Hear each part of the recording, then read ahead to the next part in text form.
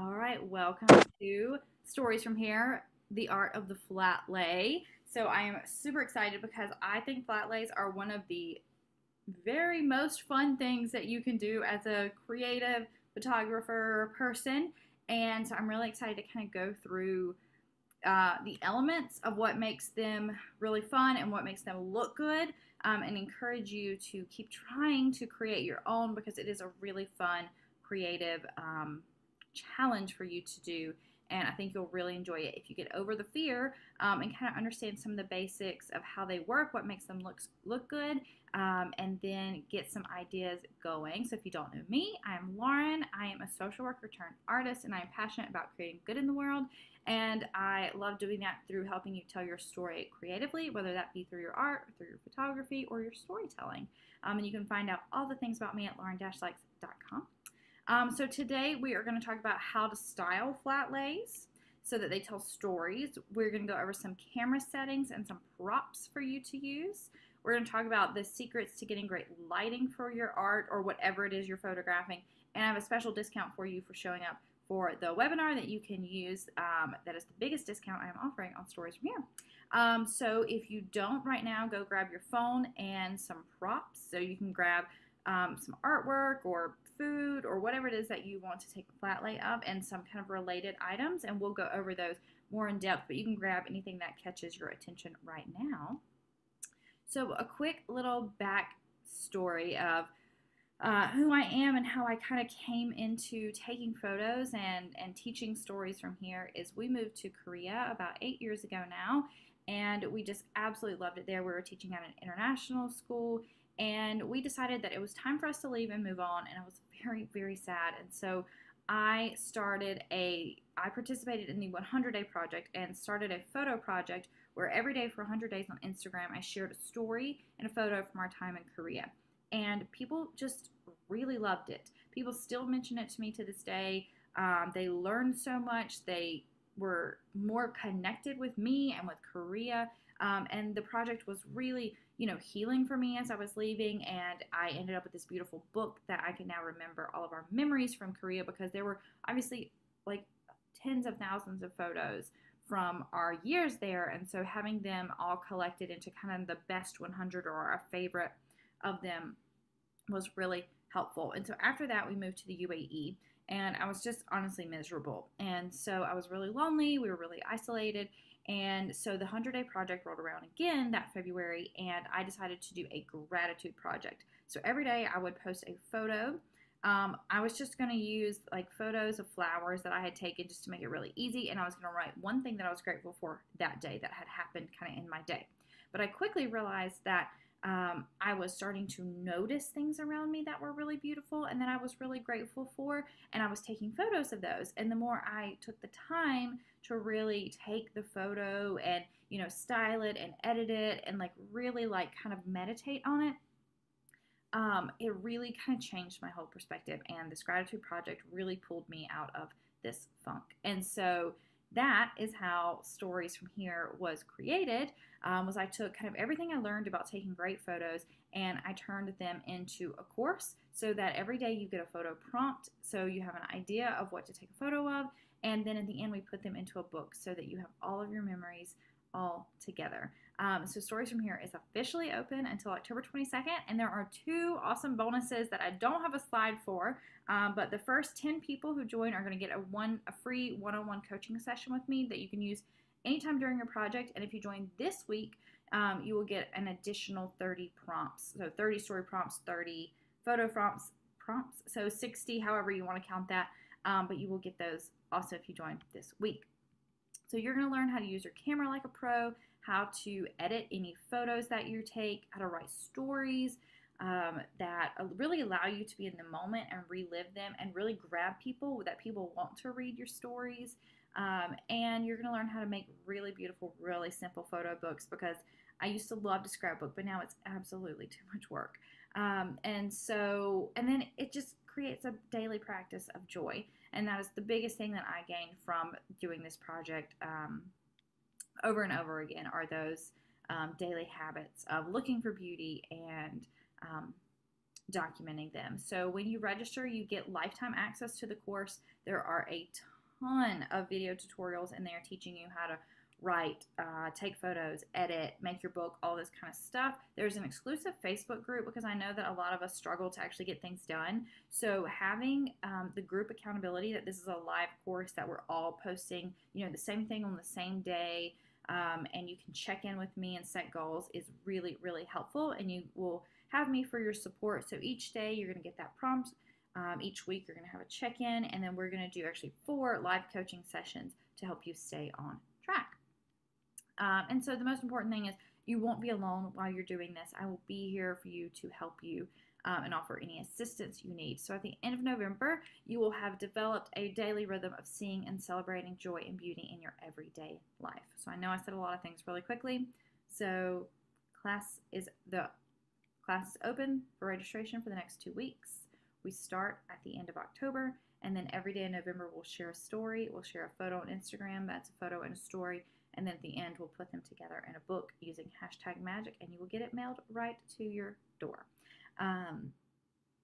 So if you would like to join me, you can do all of that at lauren-likes.com/gratitude. And if you use the code JOY, you will get 15% off your registration.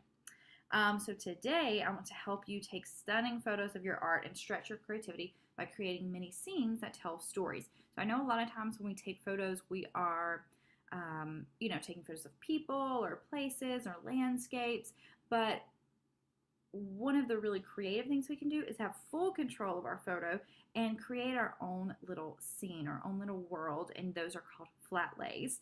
And so we're going to work on creating those together today.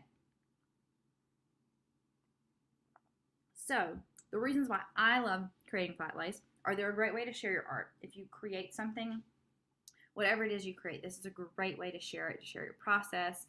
If you're selling your art, it's really important to take these great photos. I love that you can tell stories with Flatlays. You can stretch your creativity by challenging yourself to use some kind of odd items or put things together in a really, eye-catching and unique way. And you can recapture lost moments. So we're going to talk about how to do that. So maybe you went on a vacation, you didn't take any photos. Well, Flatlays are a great way to take that photo or to, kind of recreate your creative process. You can do all of that in a Flatlay. And so here is a great example. We were on vacation here at this place in Korea, and all the pictures I had taken from that day and some little pieces of paper I'd gotten, I just popped them on the table with my camera and I snapped that picture, and I literally have no idea where any of these things are now. I'm sure I could find the Polaroids again if I looked, but now I have this photo to remember this beautiful day by, and it was kind of a lost moment that I now get to keep because I have it safely stored on my phone in this really pretty image, and I remember exactly where I was when I took it. We were at a little coffee shop, just kind of hanging out for the day. Here's another example of some, hi Vanessa, some cards that we had made that I was sharing about with, little coffee mug and things in there. Again, another great example of recapturing lost moments. We went to Germany for Christmas, and so when I got home, I put all of my souvenirs, everything that I had kept, and some of these things I was going to throw away or eat, the candy, and so I just arranged them into a little Flatlay here, and now I have a cute little snapshot of our trip, all in these one little collection of souvenirs and things we wore. Again, now this is like a really big example of a Flatlay where I really went all out and worked really hard on this one to create this ice cream photo. And these are probably a lot of the ones that you see on Instagram, and they are really intense and they are very, very fun to make. But sometimes they don't serve a huge purpose. The other ones were more for personal memory keeping, and that's what I really like to do. But if I want a good creative challenge, this is a great way to do it, is to go all out with a hardcore Flatlay like this. And this is kind of like an in-between example of kind of a daily life shot that's kind of also a Flatlay. Like I pushed all of my stuff into the corner, so I was sitting at my desk, and these are all the things that I was using that day, so you can kind of see outside and, kind of just my view from my desk. and it created a little flat lay, a little moment in time that I got to capture here. And this is a product shot. You know, these are earrings that I make, and so I was able to put all of this stuff together to create a shot that I use on Etsy to sell my earrings and share my art. All right, so we're gonna get started. If you would share with me in the chat, I can see the chat off to the side, what you guys are going to create flat lays with, like what you want to create flat lays for, what kind of things you like to use, because some people might like food or, you know, memorabilia or their art, whatever that is. Okay, so the first and most important thing is to find good lighting, of course, as you are setting up your flat lay. So you know my answer is always to go to a window, open the window, like open the curtains, and let light come in, because natural light is your very best friend. Okay, Jen says she's going to photograph all of it, souvenirs and artwork. Yes. So here is my pro lighting tip for you to pump up the light to make it even better. So this is a really subtle example, but what you want to do is get a piece of white paper, poster board, piece of tile.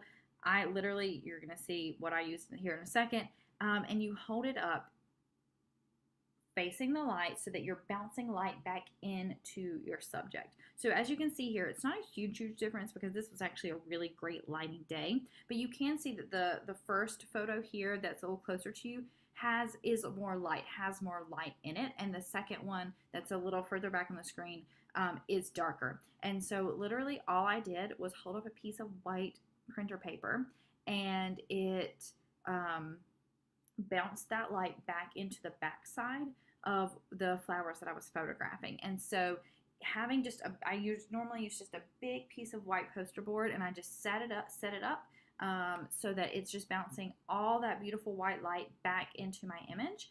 Especially if you are taking a photo like you're gonna see when we actually do this together. My pink sweater would be pushing pink light back onto my items, my subject, if I'm taking the photo right in front of me. So having that poster board in between me and the subject is going to make sure your items are really well lit and don't have a weird color bouncing into them. So again, you can use anything that you have as white. I use a sheet sometimes, but a white piece of paper is really all you need, and that is going to make the biggest difference in your photos and making sure that the lighting is really nice. So what we're going to do, sorry if I did not explain this super well, we're going to kind of go through all the steps really quickly so I can show you a bunch of examples, and then we're going to grab our items, and we're going to make a flat lay together. So the next step is finding a good background. And now you can use literally anything. I'm a huge proponent of shopping your house so that you just use whatever is around and whatever makes sense for your item. So here are some examples. This is a rug. I just put everything on the floor so it kind of looks like I'm sitting there, you know. I used a blanket, and so it creates so much color, so much texture. You know, it kind of cuts off the photo so that it looks more interesting, and it also works in the story because I'm, you know, showing books and my tea mug, and, you know, kind of like a cozy moment, and the blanket works perfect for that. Again here, just my desk. That's it, you know, just what everything was already on. Now this is a vinyl photo backdrop. And so what those are, you can literally just search the internet for vinyl photo backdrops or just photo backdrops, and you will get a million choices. You can get them very cheap, very expensive, but it's literally like vinyl, and so I just can roll it up when I'm done. You can get them kind of like 2x2 or 4x4 squares, and they have different backgrounds printed onto them, so you can get it dirty and you can wipe it off. So if you want, you know, photograph food or art or something, and then you can roll it up and store it. Because I don't have a white painted picnic table, is kind of what this looks like. You can get a ton of them, and so I love them. So I have a lot of different backgrounds without having to own 20 different tables, you know, in my home. So that is something you can do. You can also make your own. You could paint a piece of poster board. You could just get different color construction paper. I once found like a ton of huge like poster board essentially that was in different colors, and I just bought a whole, like, one in every color. So then I had a ton of options. There's a ton of things that you can do. Another thing I really love to do is use my white bedspread, or if you had a pattern sheet, whatever you liked for that, your couch, your rug, whatever, again. But I like my white bedspread because it's that nice, clean white background, but it's not plain. So it kind of has those wrinkles, and it gives you a little bit of sense of movement and texture without being something overwhelming. And then if you're photographing art, the best thing to do is just use your messy art desk. So you can see like all the art from all the paint from the different things that I've painted on there. That's my favorite thing. And I just let it build up on my art desk. So I have kind of that great texture on there for backgrounds. And you can see in this photo, I even grabbed a little cutting board and pulled it in to just kind of create just another little section of color and texture, and some lines back there, so you can layer your backgrounds too. Okay, so like I said, there's a ton of options, but just pick something that's really simple for you that you have, especially something that's going to be near a window to use as your background. And then the next thing you need to do is set up your tools in your phone. And of course, do not forget to wipe off your lens. Okay, so I want you to turn on the grid. So you can do this through settings, camera, grid, in your phone, because one, the grid is going to give you really nice lines so that you can line things up straight or off center. You can use the rule of thirds when you're placing things in your photo, but it also gives you this crosshair action. So whenever you hold your phone parallel to the ground like this, whenever you tilt it down, those two crosshairs will come up, and whenever they are both perfectly lined up, they will turn a bright yellow, and that's when you know you're holding your phone perfectly parallel so that you can get a really nice even shot, because that's the most important thing when you're taking flat lays, is if you take it too crooked, it kind of looks funky to your eye. So having it really, really parallel is really, really important. So those are the most important settings that are going to change how your photos look. And then the only additional tool that I have is a gooseneck phone holder. And so it just I've got mine like mounted right here, and it just kind of hangs over. And so you can change wherever it is hanging, or the distance or height and all of that kind of stuff. Just search gooseneck holder on Amazon. I have one that's a little cheaper than this, but I've kind of already broken it, but it still works. This is the top one that Amazon recommends. It's got the most ratings. It's $18. And it's also great for filming process videos, so you're like painting and you want to show your hands doing that. This makes it super easy. It also works as just a tripod to take photos anywhere else. So it's a very handy little tool to have, especially if you want to do flat lays. All right, so now we're going to get into the most important fun part, is to arrange your scene. So the first thing you want to do is have a focal point. What story are you telling? What is the thing that you want people to look at? Because if you have 100 little things, those could all add up to tell one story. But if you're like, but I want everyone to notice this one thing, you need to make sure it is a different size, or it is placed a specific way so that we know what we're supposed to look at and that our eye is drawn towards it. So once you know what that is, you're going to want to place that down first. And then you're going to want to gather props. So if you're doing an art photo, it might be all your art supplies, food, it might be all the ingredients, something about your pet. It might be a bunch of like bones and little dog toys and things like that. So think about what's going to help you tell the story, whatever the purpose of your photo is. And then, of course, third is you need to arrange them so that you consider the composition. So let's look at a few. So this one, focal point, is the artwork, and then this kind of supporting story is the supplies. And so I just did like an even half and half there, so you can just see the artwork because there's a lot going on in it already, so you can really like look at it, and then you notice the supplies, but you don't focus on those a ton. Here, these Blue Ridge Mountain earrings. So I got a bunch of kind of natural things, some photos, a Blue Ridge Mountain map, and I just gently arranged them so that there's a lot of negative space so that your eye is drawn to the earrings the most. This one, again, it's just kind of a lifestyle one. I was were just doing a puzzle. I noticed it was a really beautiful scene, so I just kind of pushed the pieces in so they'd be in the photo, pushed, all the other junk that was on my table out, and I got that corner. So the main focus there is kind of the puzzle that's been worked, and then you can see the pieces that are in progress. So, it's just like a lazy Saturday morning, drinking my tea, doing a puzzle, and then there's that negative space in there again. Again, ice cream was the focal point, so I put it right smack in the middle, and then I just did all of those extra supplies and things around it and let everything bleed off the page. And I made sure all the colors coordinated well, so it's a lot of the black and white and there's little pops of green because it's mint ice cream. And I just got really messy with the sprinkles and the chocolate, so it would just add some kind of life to it and let the sprinkles spill over the edge there to create that interest. But again, still has some negative space in it. And again, this one there's a lot going on in it. And that's totally fine. You can do as much as you want or as little as you want in your flat lays. It's up to you and your style and again, the purpose. So this was a painting I did when we were in Vietnam. So I have my journal. It's kind of the main center thing and my hand is in it, which is a great way to add interest to your flat lay. And then all around it are just all the things that I picked up, photos and money and different stuff that just tell that whole story of that adventure. And then last, this one doesn't have the most clear focal point, but once you kind of look to see everything added up, you're like, oh, it's like a podcast day. Because I've got my podcast mic, my headphones, my notes, all of my desk.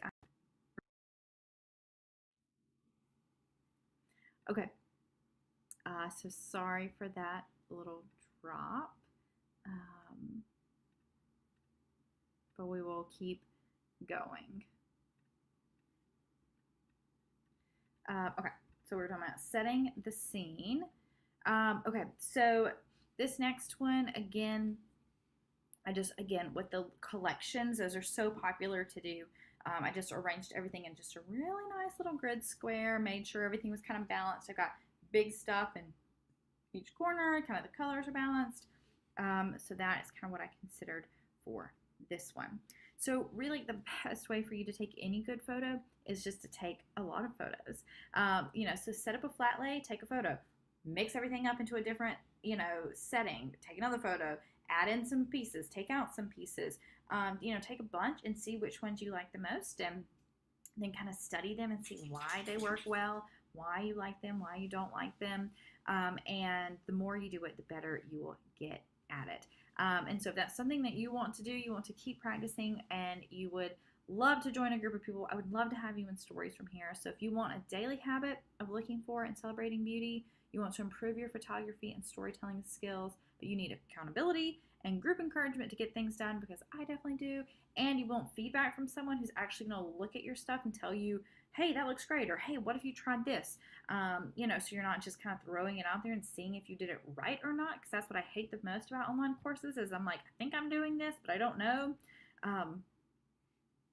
I'll be there for you. And if you just want, a project to work on, something to distract you, something fun to do, I would love to have you in Stories from Here. So that scholarship, that code is JOY. And I do offer Pay What You Can scholarships because I believe that this class is just really fantastic and really helpful for people. And I want you to be in it if you want to be in it. So you can find those on the the sales page there. If you scroll down to the bottom, it says scholarships. And you can click that and apply for them. So let's try it. So let's get our stuff out. So I'm going to switch my camera over to my phone camera really quickly and show you what I am working on. And I will record that one too. So what you want to do is have a focal point. So remember, set your background. Right now I know it's dark for probably most of us, so I'm not going to really take my photo. You totally can, but I'll just leave everything out and set up. So in the morning I can hop on here and actually photograph it. So let's see, how do I turn the camera around? Oh, sorry if this makes you sick. So if you want to go ahead and grab some stuff, you kind of see what we talked about. And there we go. All right. Oh, so you can see my little setup here.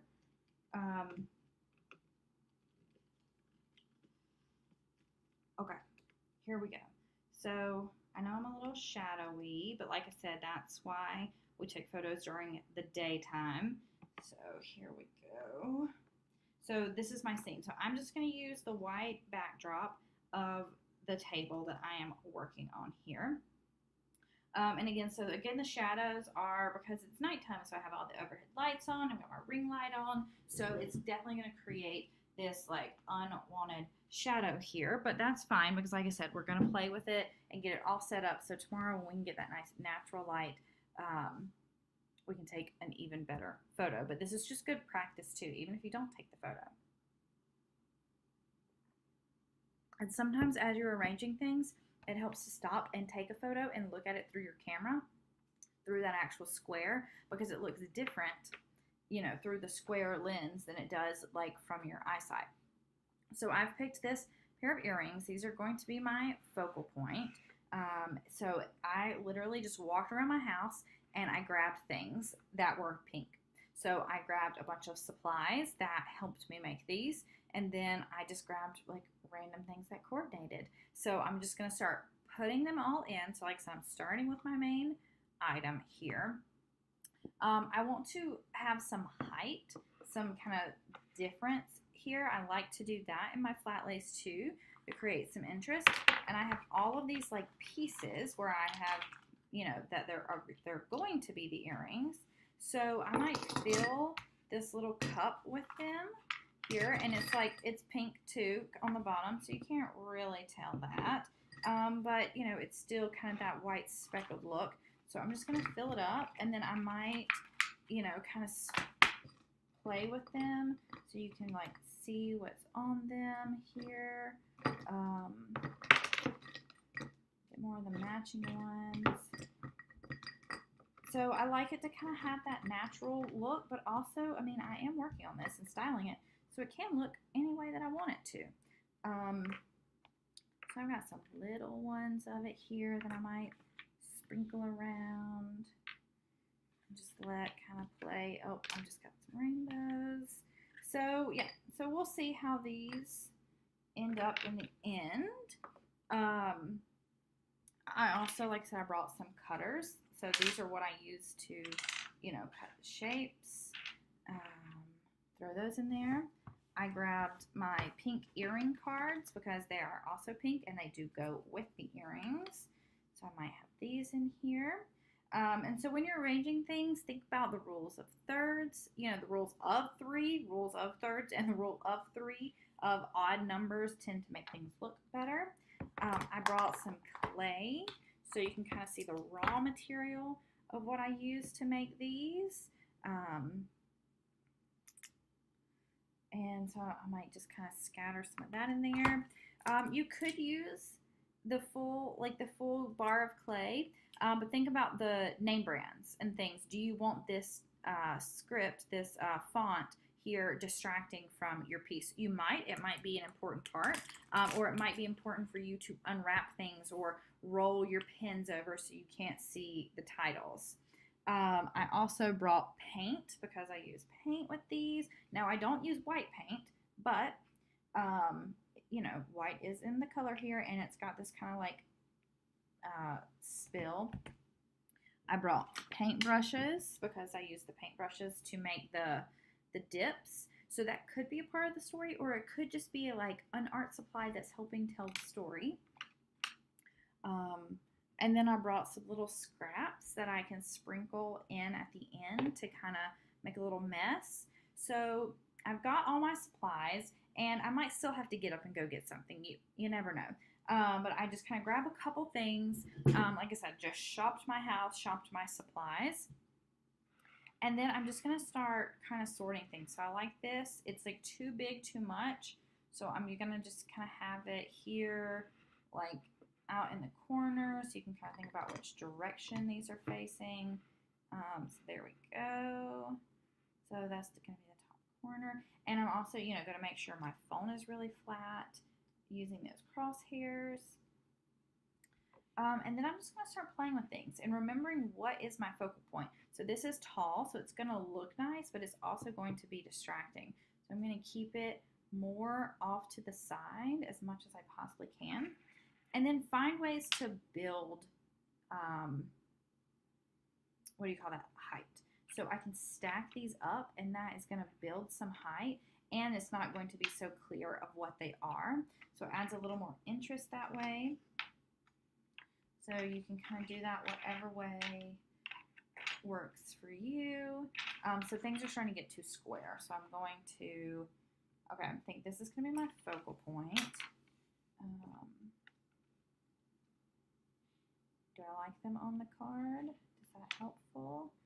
And so, like I said, sometimes like there's a lot going on, so you might need something specific if you have a really small item like this. Normally if you have like an art journal page, it's going to take up the majority of the room anyway, so it's okay. But if you have something small, you might want to consider, something specific for it to sit on. Like I could do this box here. So that's immediately more like of a pop to get your eye to look at it. But I don't like that one. So I'm just going to kind of keep going. I kind of have these just kind of scattered around. Yep, like they're just kind of spilling off the frame. They're not superposed. And again, watch your shadows, because even when you have that natural light coming in, it's going to create shadows. So, flip things around so that you like the way the shadows are pulling in.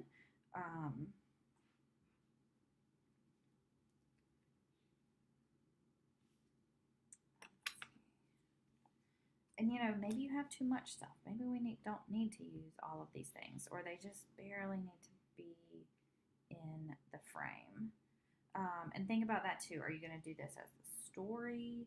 So it's going to be really tall and skinny, or is it going to be wide or square?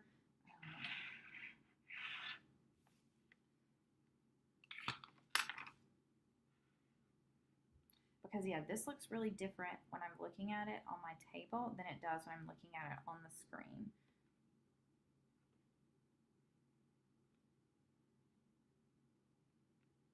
Which is helpful, but also kind of annoying.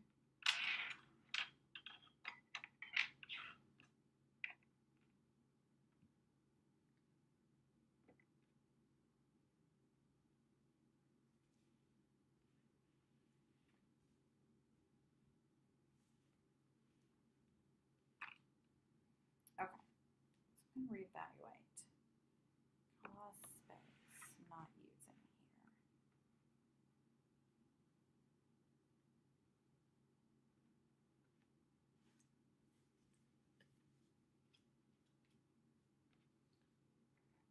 Maybe I want to clump a lot more things up.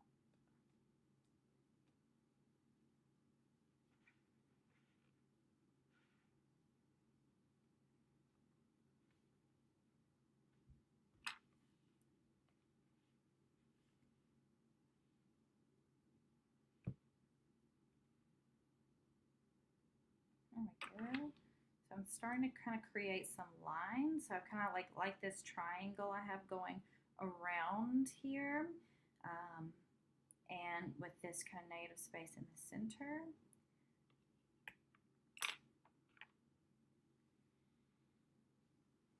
And so paintbrushes, long things like this are really great also for creating lines of sight so that your eye will really follow whatever these are highlighting. And so sometimes it can make sense, the paintbrush with paints, or sometimes, it's just like all the random, pieces are over here.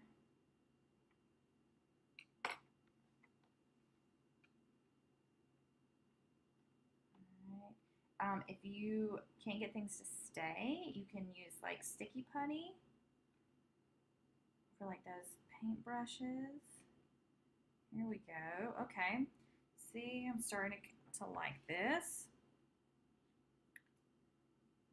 If you have questions, feel free to like unmute yourself. Let me know how you're doing.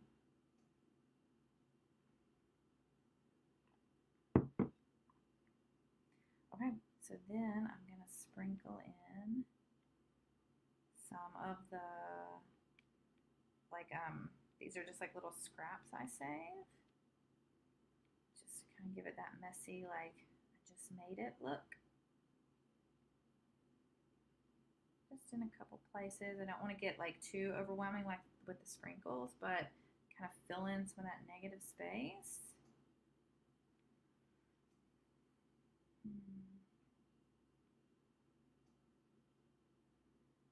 Okay, so I wouldn't say this is like 100% I'm happy with it, but it's a good start, and I'm gonna keep playing with it. So you know, maybe I would just take these out and just use the little ones in the corner.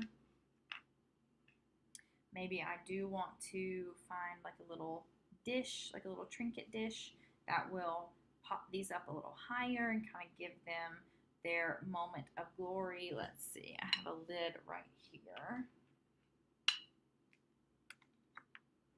So this one's not big enough, but you get the idea. You know, so now they're much more clear as the focal point.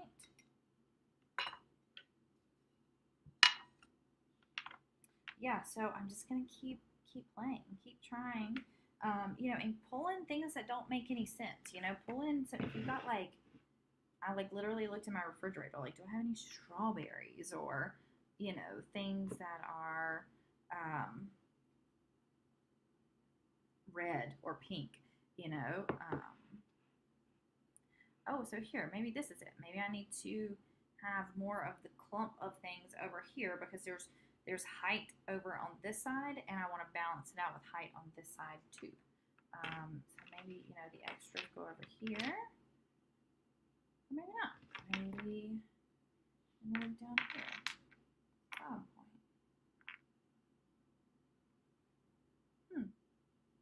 So I kind of like the really heavy one side, and then I can kind of shift things around a little more. I kind of like this diagonal it's creating between the two, and I can, you know, and maybe I want to paint onto my my table. Maybe I want, you know, like a smudge of paint over here, and that'll kind of look more like I'm actually in the process of making them. And one thing that I do, if you're really trying to accentuate a product or something specific, is, you know, I'll have this nice background, and then I'll hold the item in my hand up high, close to the image, so it's in focus here, and this is a little blurry, but you can still, so now it's very clear what the focal point is, and then the backdrop is your supplies, and kind of telling the story of how it was made, or, you know, where you enjoyed it, where you were, all of those kind of things. So I'm getting to where I like this, and like, so I'm just gonna keep playing around with things until I find what I'm happy with, and snap a photo. So that's it. That's my process. I pick my focal point. I get into natural light. I choose my background. And so, like I said, sometimes I'll kind of build that up with, I'll do a blanket or multiple sheets of paper or things that are going to cut off the edge. So like this would be really cool with a sheet of pink paper, kind of diagonally coming through here. So it's pink and white, and kind of things over, kind of bled over onto both sides. So I do my background, and then I pick my focal point, and then I grab my additional things that help tell the story. And I just play around with them until I am happy with the composition, and I start snapping photos. And like I said, I try a couple of different things, take stuff in and out, move it around until I'm happy with the photo, and then I edit. And if there ever is something on the table that you don't like, so, you know, these like little sprinkles, or maybe there's like a cut in your table, you can use editing apps to smooth out those surfaces, get rid of those little tiny things. I teach how to do that in the class too, but you can totally figure that out. It's not a hard secret to find. So you can always edit out small items or blemishes that pop up in your photo that you don't realize were there. All right, Jen, how'd you do? Well, I learned the value of removing items that were just not working. And I removed something that was big and distracting. I thought it was going to be, a favorite item, but it wasn't the focal point. So I ditched it. I'm also learning the value of taking a photo, rearranging, trying again. And I think I've arrived at something I like. I have an overhead light, terrible shadows, so I'm going to do this in the morning. I'll leave it the way it is tonight. Yes. Yeah. Oh, that's awesome. Yes, I definitely saw you taking multiple photos, and try from different, when I say angle, like I don't mean, tilting it different ways. And maybe that is what you need to do. But if you're really going for the flat lay, like that look that's popular on Instagram, you want to keep as flat as possible. But, maybe zooming in and only doing this portion of it, or this portion of it is actually, the one that looks really good. Like that does look so much better, just this little bit, zoomed in. Or maybe I'd put these kind of in here, and then this just like whole little messy bit is my photo, and I think that looks great too. Maybe I need to push everything in closer and get much, much tighter in. So, so kind of try the different, like zoomed in, zoomed out. And so maybe if you do have that really big item you want to include, you need to get way, way, way, way, way farther above it so that you can include both things and they're not competing. That's a good idea. I'll try it in the morning. Yeah. Well, Vanessa, if you are working alongside of us, let us know. But this was, the lesson. I wanted to create a fun flat lay with you guys, kind of in real time, in person, how it goes. So you see, it's a lot of trial and error. It's a lot of fun. So if you have any questions, please let me know. If you do these, please tag me on Instagram. I would love to see. If you just look at the hashtag Flatlay, there's a bunch of those different types of Flatlay, whatever hashtags, and they are incredible. You will find some very cool ideas. So I definitely love to go there for inspiration when I am out of ideas. And this is a fun, creative project when you need a creative boost, but you don't really know, what to do. So, Vanessa is watching through the chaos of dinner. I totally understand. You are so welcome. Thank you guys for joining. I will send out the replay so you can watch it again later. But yeah, so I hope to see you in stories from here. And please, like I said, message me if you have any questions and share your final photo. So thank you guys so much.